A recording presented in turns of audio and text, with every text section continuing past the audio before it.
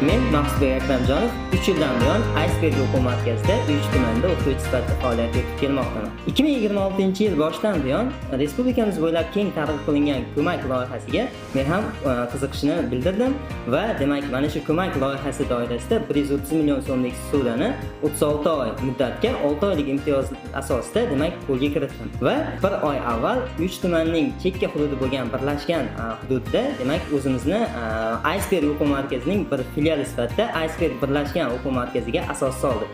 Ochilganiga 1 oy bo'lganiga qaramasdan hozir allaqachon o'quv markazimizda 100 dan ortiq o'quvchida demak tahsil olmoqda hamda 5 nafar xodim faoliyat yuritmoqda. Sharoitlarni yaratib bergan avvalo yurtboshimizga hamda ko'mak loyihasini tashabbuskorlari bo'lgan barchaga o'zimni minnatdorchiligimni bildiraman.